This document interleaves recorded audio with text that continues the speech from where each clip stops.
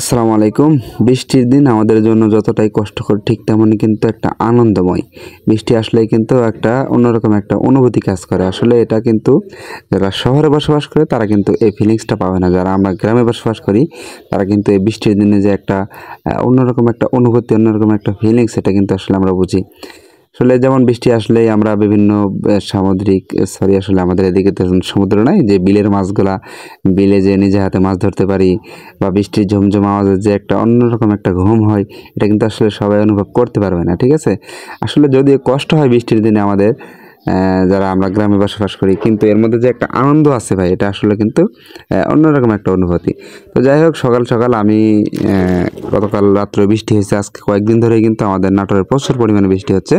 আমি এবং আমার বাবা দুজনে কিন্তু আমাদের মানে বিলে যে জমিগুলো আছে জমিগুলো দেখতে চলে আসছি আর কি, ঠিক আছে। তো এখানে যে আমি এবং আমার বাবা আসছি, আর এখানে আমাদের মানে এখানে যে একটা বড় পুকুর আছে আমার জমির সাথে, এটা কিন্তু আমি গত ভিডিওতে দেখেছি। তো এখানে কিন্তু আমি একটু আর নিচে নামছিলাম পানি দেখার জন্য মাছ আছে নাকি। তো এখানে দেখতেছিলাম খুব সুন্দর কিছু শামুকগুলো কিন্তু খুব কিউট কিউট লাগতেছিল, এই জন্য কিন্তু কতগুলো শামুক আমি তুলে নিয়েছিলাম আর কি। আসলে কেমন যেন একটা সমুদ্র একটা ফিলিংস হচ্ছিল আসলে ওরকমভাবে, মানে সমুদ্রের তীরে যে সমস্ত মানে বালি আছে, বালি শামুক আছে, ঠিক আছে, ওইখানে যেমন ঘুরতে যেমন একটা ফিলিংস হয় ওরকম একটা ফিলিংস লাগতেছিল আর কি।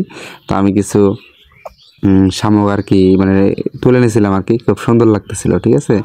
আসলে কেমন যেন একটা সমুদ্রের যে সমস্ত শামুকগুলো হয় ওরকম আর কি শামুক লাগতেছিল, ঠিক আছে।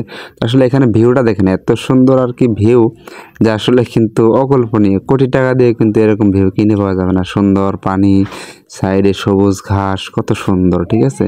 তো আমি আমার ক্যামেরাম্যানকে আমি এই শামুকগুলো হাতে দিয়ে রাখছিলাম, কারণ আমার বিভিন্ন কাজ আছে। দেখেন আমি এবং আমার বাবা দুজনেই কিন্তু মানে যাচ্ছি আর কি। আসলে আমি একজন যেহেতু কৃষক পরিবারের ছেলে, কৃষিকাজ নিয়েই মানে চেষ্টা করি আর কি। কৃষিকাজ মানে আমার বাবার যেহেতু পেশা কৃষি, সেটাকে আমিও করতেছি আর কি, ঠিক আছে। আসলে বর্তমান বাংলাদেশে কিন্তু সবচাইতে অবহেলিত পেশা হচ্ছে কৃষি। কিন্তু আমার খামারে গত কয়েকদিন আগে একজন লোক আসছিল আর কি। তো খুব সম্মানী একটা লোক, উনি একজন বর্তমান সম্ভবত মানে উপজেলা পরিষদের একজন দায়িত্বশীল আছেন। তো উনি আমাকে একটা কথা বলছিলেন যে উনি আমার কাছ থেকে আসলে একটা জিনিস নিয়েছিলেন, আমার নিজের জমি। তো আমি ওনার কাছ থেকে টাকা নিতে চাইনি।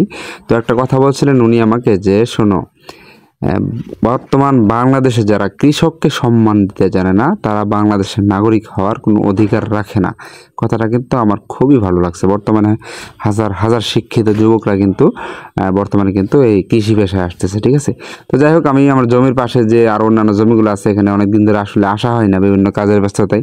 তো আমি একটু আইসা মানে এখানে একটা সুন্দর আর কি কারেন্টের খুঁটি ছিল। তো এখানে একটু ছোট্টবেলার মানে আসলে দুষ্টামির কথা মনে হয়ে গেলো, তো একটু দুষ্টামি করে নিলাম আর কি, ঠিক আছে।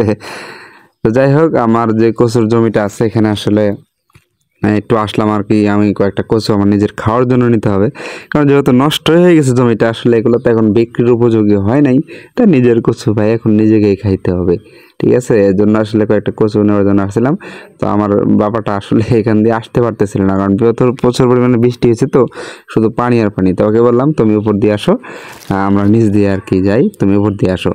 ও কোনোভাবেই রাজি না, কোনোভাবেই মানতে রাজি না। ও কান্নাকাটি শুরু করে দিছে, না বাবা আমি যাবো তোমার এখানে, ঠিক আছে। তো এখানে আসে দেখি আমার কচুর জমির সাইডে খুব সুন্দর চমৎকার এগুলো জানি কি আসলে। পরে আমি চিনলাম এটা আর কি মানে আমাদের গ্রাম্য ভাষায় ব্যাঙের ছাতা বলে, ঠিক আছে। তো অবশ্যই কমেন্টে জানাবেন কার কার জেলায় বর্তমানে মানে কারা মানে এখানে আপনারা কি ভাষা বলেন, ঠিক আছে। আমরা এগুলোকে ব্যাঙের ছাতা বলি। আর বর্তমানে কিন্তু আসলে এগুলাকে মানে মাশরুম বলা হয়। তো এগুলো বর্তমানে প্রচুর পরিমাণে কিন্তু চাষ হচ্ছে, বাংলাদেশে চাষ হচ্ছে। এটা একটা সবজি হিসাবে চাষ হয় বর্তমান, ঠিক আছে।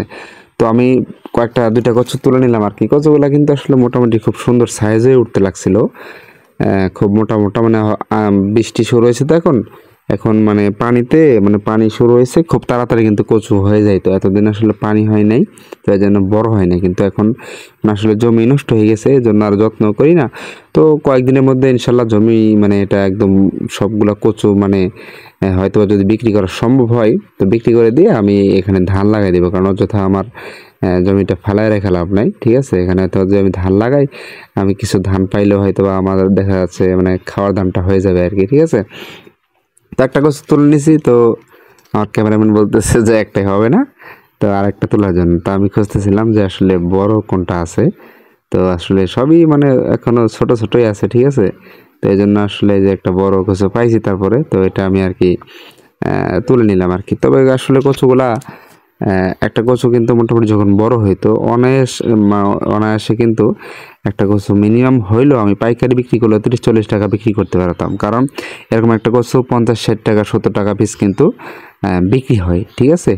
তো যাই হোক, এগুলা এখন আর আসলে বলে লাভ নাই, যেহেতু নষ্ট হয়ে গেছে জমিটা একদম সম্পূর্ণভাবে। তো এগুলা আসলে এখন আর বলে আপনি আফসোস করে লাভ নাই আর কি। তো দেখতেই পাচ্ছেন আসলে পানি জমে গেছে জমিটার মধ্যে, যদিও 2-3 দিনের বৃষ্টিতে। তো এই যে সাইডে যে আমার পুকুরটা আছে, এটা আসলে ছোট্ট একটা পুকুর, এখানে আসলে ওরকমভাবে মাছ হয় না। তো কয়েকদিন আগে মাছ ছাড়ছিলাম, তো মাছ ধরে নিছি, এখন আমার পানি হচ্ছে, তো কিছুদিনের মধ্যে মাছ দিব আর কি এটার মধ্যে। তো কিছু পানি জমছে, তো এখানে আমি কচুগুলা একটু পরিষ্কার করে নিলাম আর কি। তো আসলে দেখতে পাচ্ছেন মানে মাটি এখনো শক্তই আছে, তো এই জন্য আমি জুতা খুলে নামছি আর কি, মানে আসলে নেমে কচুগুলা একটু পরিষ্কার করে নিলাম। তো এই যে কচুগুলা কান্দে নিয়ে আর কি বাড়ির দিকে রওনা হইলাম। মনে হচ্ছে একটা মানে বিয়ার গ্রিলস একটা নিজের মধ্যে একটা ফিলিংস হচ্ছে, ঠিক আছে। মানে একদম সবুজ প্রকৃতির মধ্য দিয়ে আর কি, জঙ্গলের মধ্যে দিয়ে যাচ্ছি, মনে হচ্ছে একটা বিয়ার গ্রিলসের আসলে একটা ফিলিংস হচ্ছে আর কি, ঠিক আছে। তো সাইডে যে একটা পুকুর আছে দেখেন, একদম বৃষ্টির পানিতে কিন্তু ভরপুর হয়ে গেছে আর কি। কারণ এত পরিমাণে পানি হচ্ছে বর্তমান আমাদের নাটোরের সব জেলায়, হয়তো কম বেশি হচ্ছে। কমেন্ট করে জানাবেন কোন কোন জেলায় বর্তমান বৃষ্টি হচ্ছে।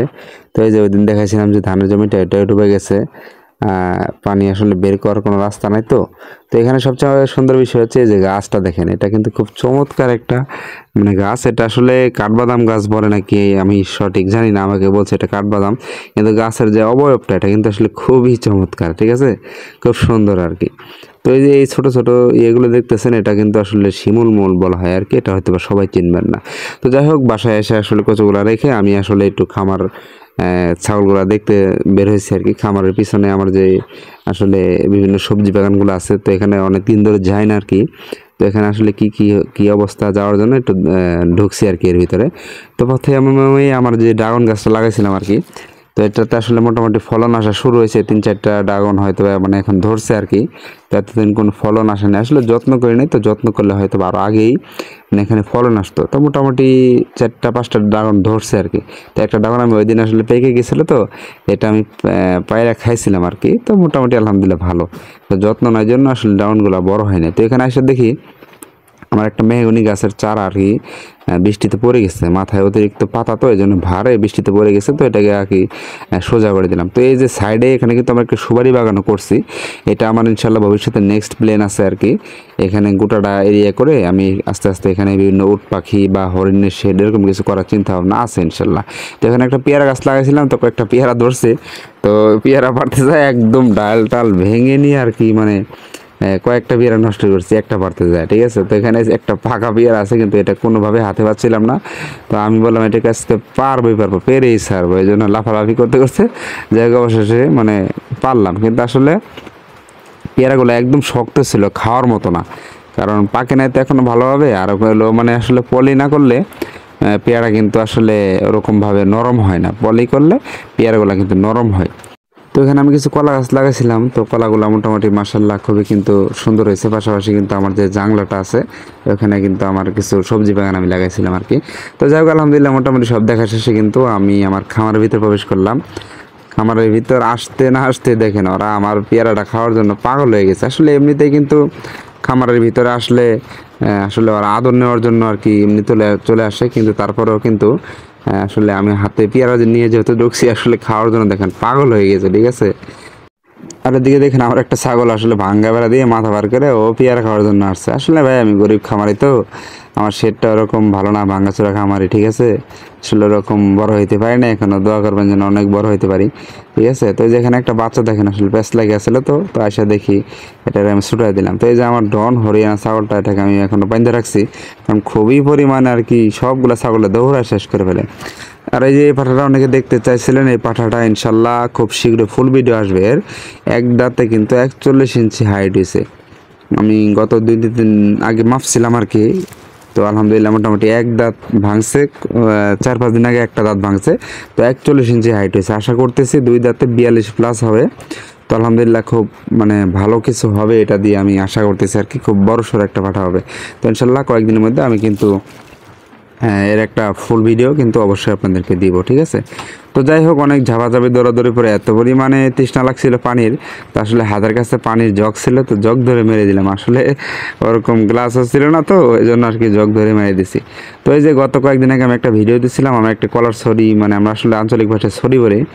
তো এটা আমি মানে পায়রে আনছিলাম, তো বাড়িতে এসে দেখি সবগুলা কলা মানে একদম পেকে গেছে, ঠিক আছে। তো আসলে বৃষ্টির দিন বলে কথা, বৃষ্টির দিনে কিন্তু বিশেষ করে খিচুড়ি না হলে চলেই না। তো এই যেরকমভাবে চিপস কে কে আসলে ছোট্টবেলায় এরকম মানে হাতের মধ্যে ইয়ে করে খাইছেন, অবশ্যই কিন্তু দয়া করে কমেন্ট করে জানাবেন, ঠিক আছে। তো ভালো থাকবেন, সুস্থ থাকবেন সবাই, ইনশাল্লাহ দেখা হবে পরবর্তী কোনো ভিডিওতে।